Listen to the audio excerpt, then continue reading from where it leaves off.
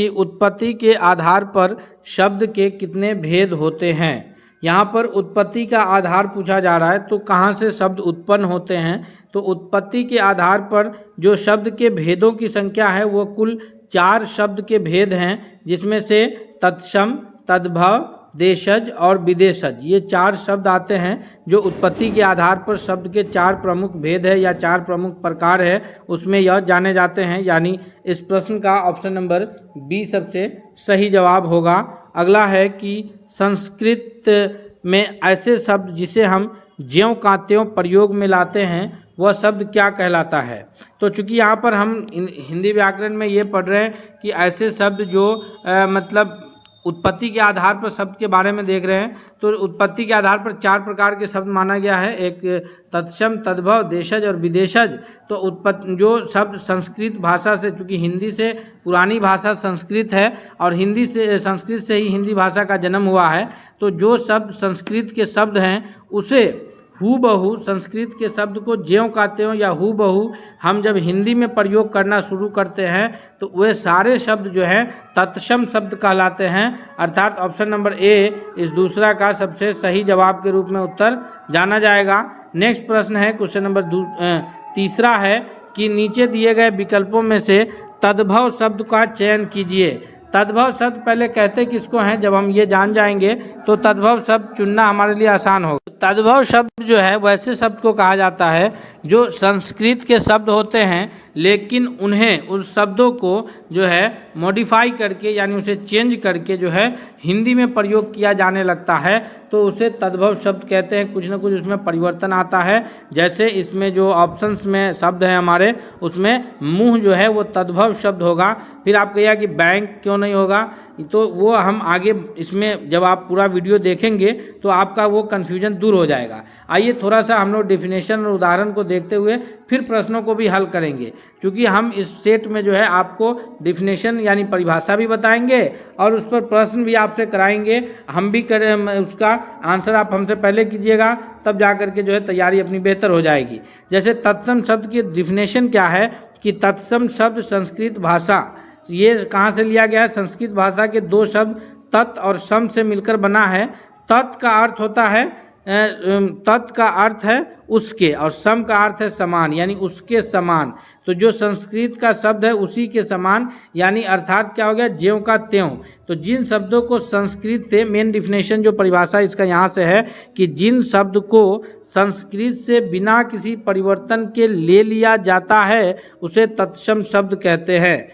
यहाँ से मेन परिभाषा हुआ कि जिन शब्द को संस्कृत के बिना किसी परिवर्तन के यानी उसमें बिना कोई चेंज किए जो शब्द संस्कृत भाषा में लिखा जाता है, उसी शब्द को जब हम हिंदी भाषा में लिखना शुरू करते हैं तो वे सारे शब्द जो है तत्सम कहलाते हैं। जैसे अग्नि, ये आग के लिए अगर हम हिंदी में अग्नि लिख रहे हैं तो वो ऐसा नहीं कि गलत हो जाएगा, वो हिंदी में भी अग्नि पढ़ा जाएगा, लेकिन वो अग्नि क्या रहेगा, वो तत्सम शब्द रहेगा। आम के लिए आम्र, अमूल्य, चंद्र, क्षेत्र, अज्ञान, अंधकार आदि ये सारे जो शब्द हैं ये सभी संस्कृत में प्रयुक्त होने वाले शब्द हैं और इसको हम लोग हूबहू बिना इसमें कोई परिवर्तन किए हुए सीधा इसका प्रयोग हिंदी में कर देते हैं। तो ये सारे शब्द जो है तत्सम शब्द कहलाते हैं। अब नेक्स्ट है कि तद्भव। तो तद्भव किसको कहेंगे कि तत्सम शब्दों में समय और परिस्थिति के कारण, यानी कुछ भी जो भी परिस्थिति रही हो और जो भी समय के हिसाब से जो परिस्थिति रही हो उसके कारण अगर उसमें कुछ परिवर्तन हो, उस परिवर्तन होने के बाद जो नया शब्द बनता है वही शब्द कहलाता है तद्भव। इन शब्दों की यात्रा संस्कृत से आरंभ होकर पाली, प्राकृत और अपभ्रंश भाषाओं के प्रभाव से होकर गुजरी चली आ रही है। यानी जैसे अगर हम लोग इसका देखें कि मुख जो है यह संस्कृत का शब्द है, उसके लिए हिंदी में मुंह इस्तेमाल होना शुरू हुआ। ग्राम जो है यह संस्कृत का शब्द है ग्राम, और इसके लिए हिंदी में गांव लिखना शुरू हुआ। दुग्ध जो है यह संस्कृत का शब्द है और हिंदी में इसके दूध लिखना शुरू हुआ। भ्रातृ जो है यह संस्कृत का शब्द है, हिंदी में अब इसे भाई लिखना शुरू हुआ। तो ये जो सारे शब्द आए कौन कौन, मुख, गांव, दूध, भाई, जिस शब्द के लिए संस्कृत में कोई और शब्द यूज हो रहा है और उस शब्द का हिंदी में कोई और शब्द यूज हो रहा है, तो ये सारे शब्द जो है तद्भव शब्द कहलाएंगे। क्योंकि मुंह का संस्कृत मुख होता है, गांव के संस्कृत में ग्राम लिखा जाता है, लेकिन हम हिंदी में गांव लिखते हैं। तो हालांकि ये सारे शब्द लिए संस्कृत से ही गए हैं। कहाँ से लिए गए हैं? संस्कृत से ही लिए गए हैं, लेकिन हम इसे हूबहू न लिख करके जो है परिस्थिति के अनुसार बदल करके अब मुख को मुंह लिखने लगे, ग्राम को गांव लिखने लगे, दुग्ध को दूध लिखने लगे। तो ये सारे शब्द जो है तद्भव शब्द कहलाएंगे। नेक्स्ट है देशज। देशज किसको कहते हैं? तो देशज का मतलब ही है देशी, यानी अपना स्थानीय, अपने देश में उपजा हुआ। तो वे शब्द जो स्थानीय भाषा से निकलते हैं होते हैं, ये देश के विभिन्न बोलियों से लिए जाते हैं, यानी जो आम बोलचाल की भाषा में हम लोग जिस शब्द का प्रयोग करते हैं, और उसे ही अगर हम हिंदी साहित्य में यानी हिंदी भाषा में जब लिखना शुरू कर देते हैं ना, तो वो शब्द जो है देशज शब्द के अंतर्गत आ जाते हैं।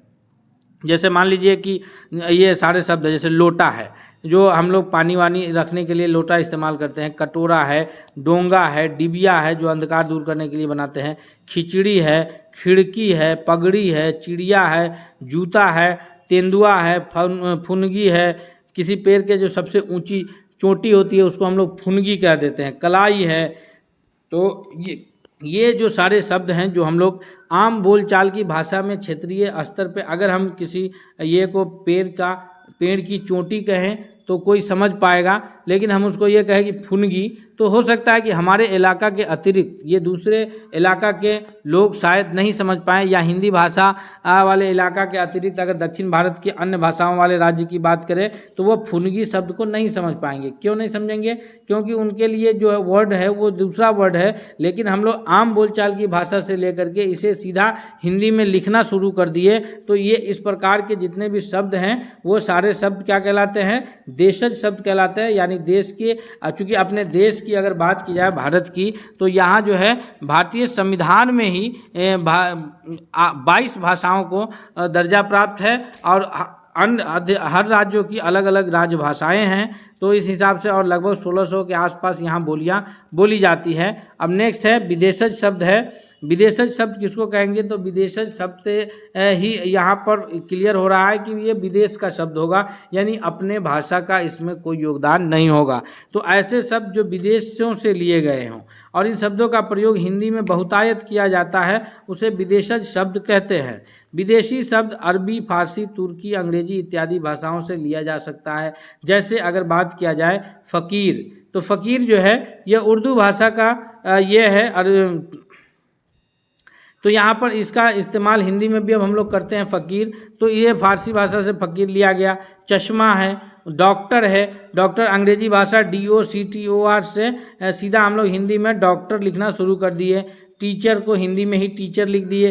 इस प्रकार से जब हम लोग टीचर को टीचर लिख देते हैं, तो ये सारे शब्द जो अंग्रेजी के शब्द हैं, डॉक्टर हैं, टीचर है, इंजीनियर हैं, एक्टर हैं, इस सब को हम जब इंग्लिश को सीधा हिंदी में लिख देते हैं, बल्कि टीचर की जगह पे अध्यापक लिखे या डॉक्टर की जगह पे चिकित्सक लिखे, तो फिर वहाँ पर जो है वो शब्द अलग होगा। लेकिन डॉक्टर को सीधा हिंदी में डॉक्टर लिखे, टीचर को सीधा हिंदी में टीचर लिखे, तो इस प्रकार के जो शब्द लिखे जाते हैं और आजकल भाषा में ये सारे शब्द प्रयोग हो रहे हैं, तो इन्हीं शब्दों को विदेशज शब्द कहा जाता है। तो आइए कुछ और प्रश्न इस पर हम करके देखते हैं कि विदेशज शब्द में यानी तत्सम, तद्भव और देशज विदेशज पर किस प्रकार के प्रश्न बनेंगे जो परीक्षा की दृष्टि से लाभकारी होगा।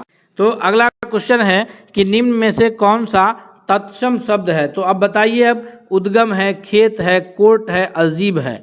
तो यहाँ पर अजीब जो है उर्दू भाषा का शब्द है, जो ये विदेशज शब्द हो जाएगा।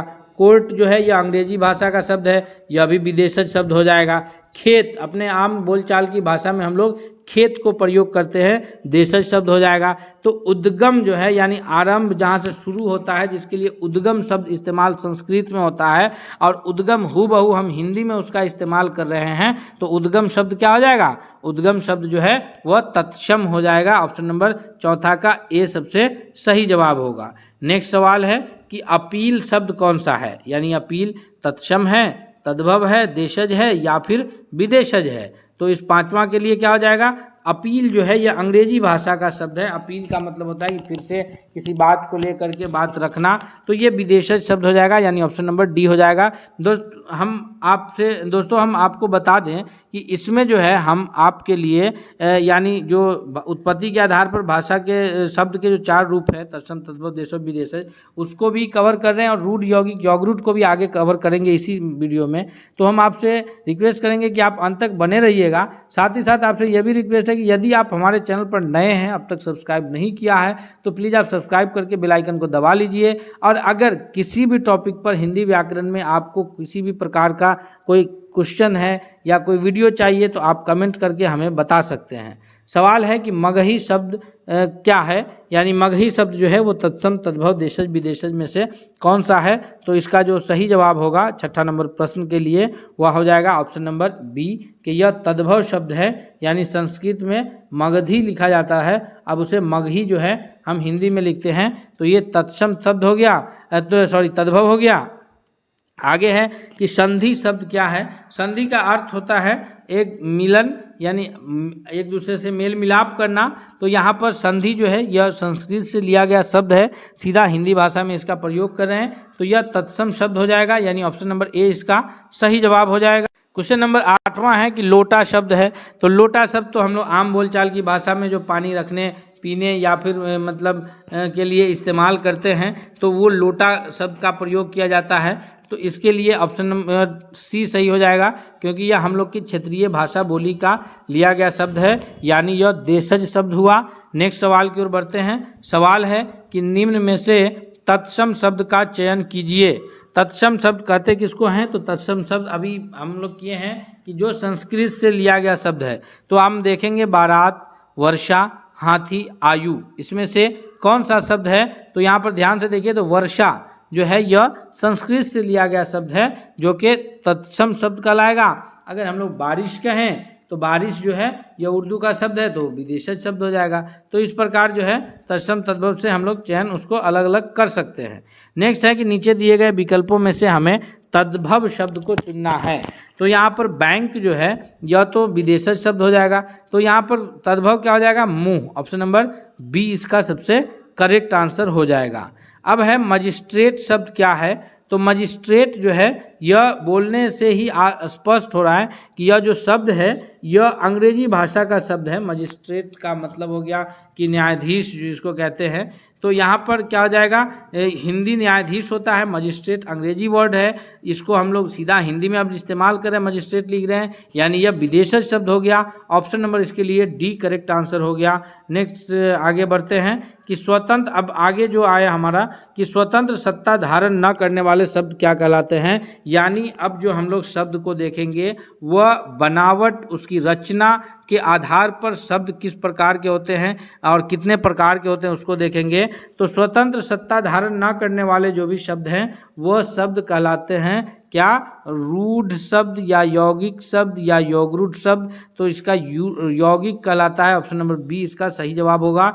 नेक्स्ट है कि अब देखते हैं कि बनावट के आधार पर जो शब्द के 3 रूप हैं जिसको रूढ़, यौगिक और यौगरूट के नाम से जाना जाता है। क्या क्या नाम से जानते हैं? रूढ़, यौगिक और यौगरूट। उसका भी हम लोग अभी परिभाषा देखेंगे और फिर उसके बाद जो है हम उसको रूढ़, यौगिक, यौगरूट का पे कुछ प्रैक्टिस क्वेश्चन करेंगे, जैसे तत्सम, तद्भव पे किए हैं, ताकि कुछ भी हमारा आगे परीक्षा की दृष्टि से सब कुछ तैयारी सही रहे। रूढ़ शब्द कहते किसको हैं? तो यह एक ऐसा शब्द होता है जिन्हें अलग अलग अक्षर में विभक्त करने पर उनके अक्षर सार्थक शब्द नहीं बनाते। यानी रूढ़ शब्द ऐसा है कि जो एक शब्द बन गया उसको अगर हम लोग डिवाइड करें, तोड़ें, तो उससे नया कोई शब्द उत्पन्न नहीं होगा, वो उसका कोई अर्थ ही नहीं रहेगा। जैसे यहाँ पर अगर हम लोग शब्द देखें अगर, तो अगर को अगर हम लोग तोड़ते हैं तो अ प्लस गर, न अ का अर्थ आ रहा है न गर का अर्थ आ रहा है। या अग को एक साथ कर दे अग प्लस र, तो भी कोई सार्थक अर्थ नहीं आ रहा है। अगर महल की स्थिति में देखें तो मह प्लस ल, कोई अर्थ नहीं। या फिर म जोर हल, तो यहाँ पर म का कोई अर्थ नहीं आ रहा है, हल का एक नया वर्ड बन जा रहा है। तो इस प्रकार ये जो मतलब ऐसे शब्द हैं ये सब कि इसको हम लोग तोड़ते हैं तो उनमें से अक्षरों का कोई सार्थक अर्थ बनता नहीं है तो उस प्रकार के जितने भी शब्द हैं वो सारे शब्द जो है रूढ़ शब्द कहलाते हैं। अगर, कुर्सी, ऐनक, महल, ये सबको तोड़ने पर नया कोई, या अगर महल को तोड़े महल, तो इसमें क्या नया आया, कोई नया शब्द नहीं बन रहा है। तो इस प्रकार जो है ये महल का कोई अर्थ रहता नहीं है। आगे यौगिक है, तो यौगिक विज्ञान में भी पढ़े होइएगा कि यौगिक जो है वो कंपाउंड अर्थ होता है। इंग्लिश में यौगिक को कंपाउंड कहते हैं।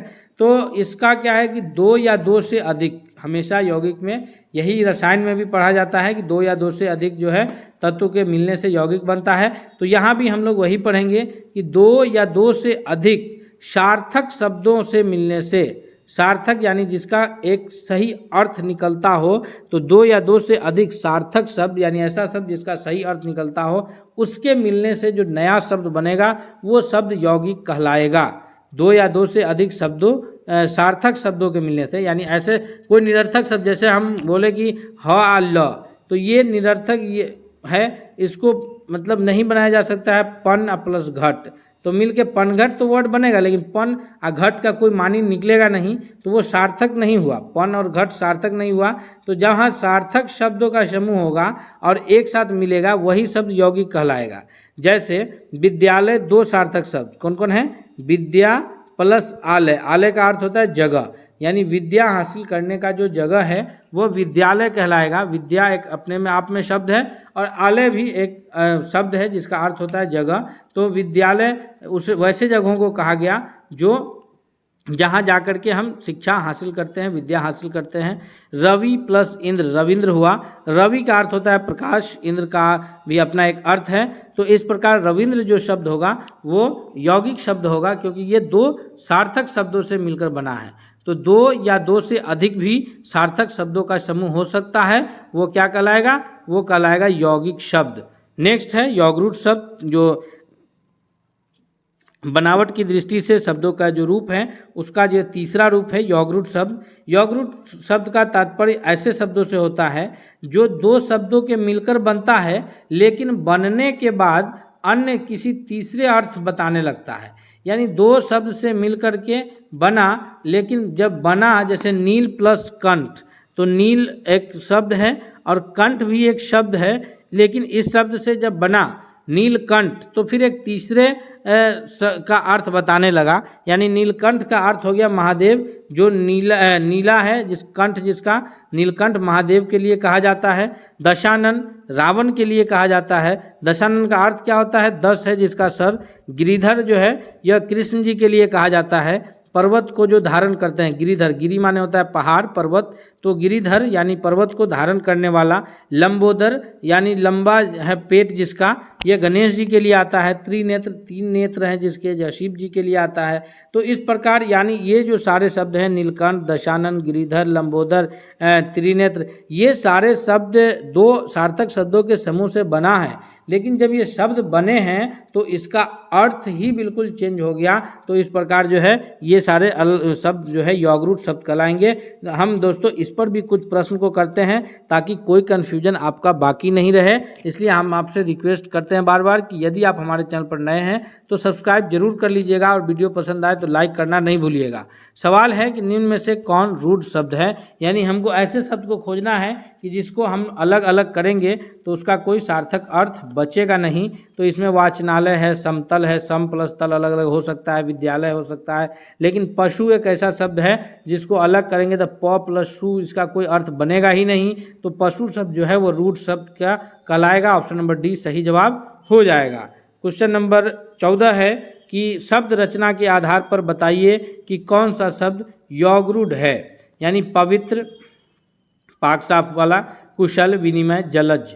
तो यहाँ पर शब्द रचना के हिसाब से अगर ध्यान से देखिएगा चारों ऑप्शंस को, तो इसमें जलज जो है यानी जल में पलने वाला जो पौधा है तो वो जलज के नाम से जाना जाता है। इस प्रकार ऑप्शन नंबर डी जो है यह शब्द यौगरूढ़ शब्द के रूप में जाना जाएगा। नेक्स्ट है कि निम्न में से कौन यौगिक शब्द है, यानी किस शब्द में दो या दो से अधिक सार्थक शब्दों का समूह मिला है।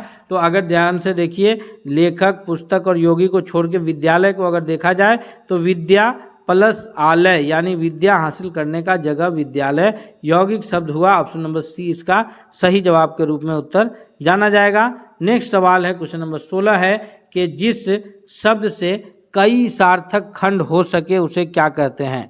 तो जिस शब्द से कई सार्थक खंड हो सके यानी ऐसा खंड हो जिसका अर्थ हम सही से बता सकें उसको कहते हैं क्या, 16 का ऑप्शन नंबर बी यानी यौगिक शब्द कहते हैं। सार्थक खंड नहीं होगा तो रूढ़ शब्द कहलाएगा, और यौगरूढ़ जो है वो दो शब्दों का ऐसा समूह होगा जो एक तीसरा अर्थ देता होगा। नेक्स्ट सवाल की ओर बढ़ते हैं। सवाल है 17 कि कमल किस प्रकार का शब्द है।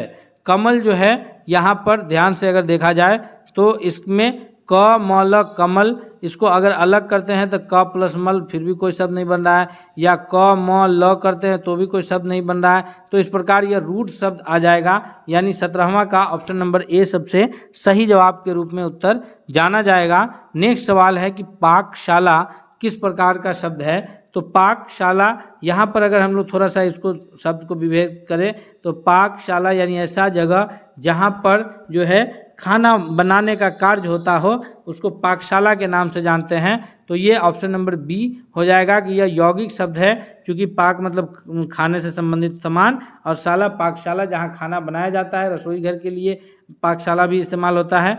तो इस प्रकार यह यौगिक शब्द हो गया। नेक्स्ट है कि दशानन किस प्रकार का शब्द है। दशानन जिसको 10 सर वाले जो रावण के लिए इस्तेमाल होता है दशानन, तो यह इसका अर्थ ही अलग है। 10 सर वाला दशानन कहलाएगा, लेकिन चूंकि यह तीसरा रावण के लिए इस्तेमाल होने वाला शब्द है तो इस प्रकार ये क्या हो जाएगा, यह यौगरूढ़ शब्द हो जाएगा, यानी ऑप्शन नंबर सी इसका सही जवाब हो जाएगा। अगला प्रश्न है कि निम्न में से कौन रूढ़ शब्द है।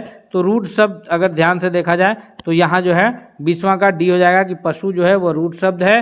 दोस्तों इस प्रकार अभी हम जो है ये शब्द को उत्पत्ति के आधार पर, जो कि तत्सम तद्भव द्वेषज विदेशज था, उस पर भी प्रश्न के साथ देखे हैं, और जो बनावट के आधार पर रूढ़ यौगिक यौगरूढ़ है उसको भी हम अभी देखे हैं। तो हम उम्मीद करते हैं कि आपके परीक्षा की दृष्टि से बहुत लाभकारी साबित होगा। इसलिए चलते चलते रिक्वेस्ट है कि आप वीडियो को लाइक कीजिए, और अगर आप चैनल पर नए हैं तो सब्सक्राइब करना नहीं भूलिएगा। पसंद आया तो दोस्तों के भी शेयर कीजिए। मिलते हैं अगले सेट के साथ बहुत जल्द। तब तक के लिए धन्यवाद।